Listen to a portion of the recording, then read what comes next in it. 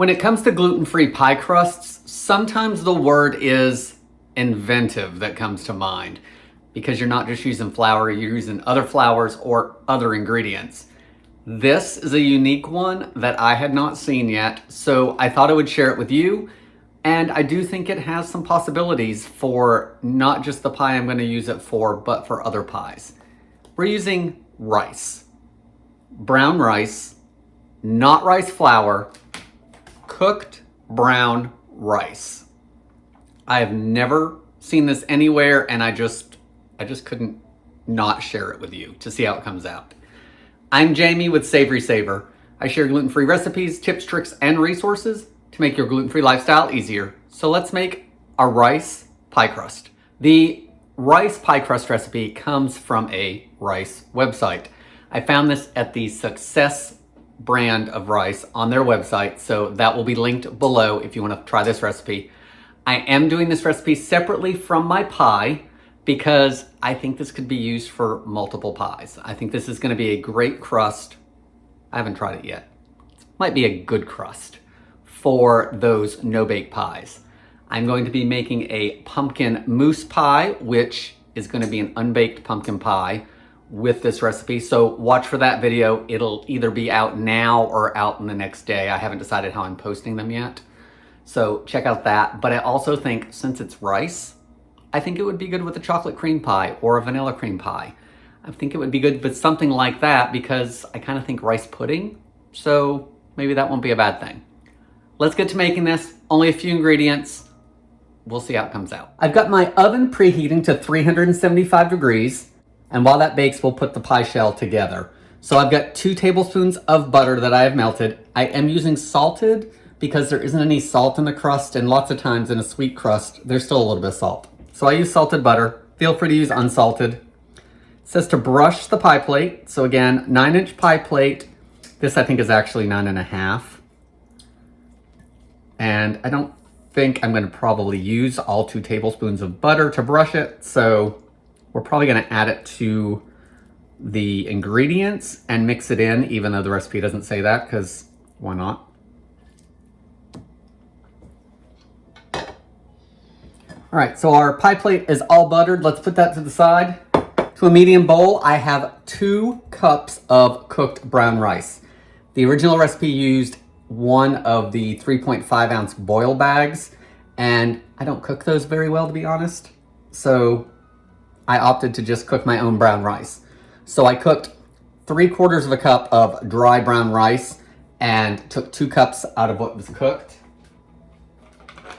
I do have some extra, as you can see. So you may be able to get away with just half a cup cooked, but we'll see what happens once I mix everything together. I may need to add a little bit more of that. To that, I'm gonna add 1 tablespoon of packed brown sugar, and make sure you break it up going over it so it mixes well. I'm also gonna add a 1/2 cup of finely chopped nuts. I am using walnuts. The original recipe called for pecans, so use whichever you prefer. Let's give everything a mix before we add the wet ingredients, just to make sure we're distributing it properly. I think I am gonna add just a little bit more rice.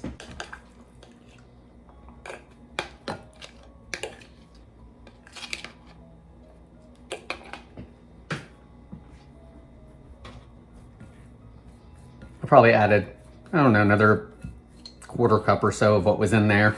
I just want to make sure I have enough to cover the pie plate. Okay, so to our other ingredients, we're going to add 1 beaten egg, and I am going to add the remainder of the butter because I don't have another use for it at the moment. Mix it. Mix that all up together. That egg, of course, is going to be the binding agent. The brown rice, I'm sure, is probably used because it's a little nuttier and a little firmer than white rice, but if you like the thought of this recipe, I don't know why white rice wouldn't work. Everything's mixed. Let's press it into our pan, or I guess baking dish, since it's not really made out of metal.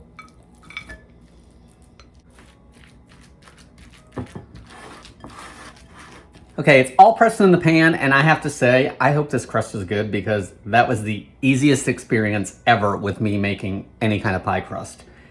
I felt that was even easier than when you make some kind of graham cracker crust or whatever. So let's get this baked off. Again, the oven is preheated to 375 degrees Fahrenheit. I'm gonna bake it for 15 to 20 minutes or until everything is set. And then it's gonna have to cool completely on a wire rack. So we will take a look at this as soon as it's baked. It's been 20 minutes. I baked the pie crust for the full 20 minutes. This is what it looks like. It is definitely set all the way around the edges, the bottom. It was actually sizzling when it came out of the oven, I'm sure because of the butter and that in it. But I have to say, as far as a solid pie crust, it definitely works. I do think that some variation of this would also be good for some savory things maybe. So if I like the texture, I may be trying some other things with it. Now that it's baked, it has to cool completely before you can use it. I am gonna be making a pumpkin mousse pie. Does not have eggs in it, if that's what you're worried about with the mousse term. But it's gonna be a different type of pumpkin pie. So watch for that video. And this just gives you another pie crust option for gluten-free pie crusts, which again is totally unique, and I'm interested to try it. So if nothing else, watch the pie video when I actually try the crust as well. Guys, thank you so much for watching. Please leave any comments below. Please consider subscribing if you're not already to get more gluten-free recipes, tips, tricks, and resources. And I hope to see you on the next video.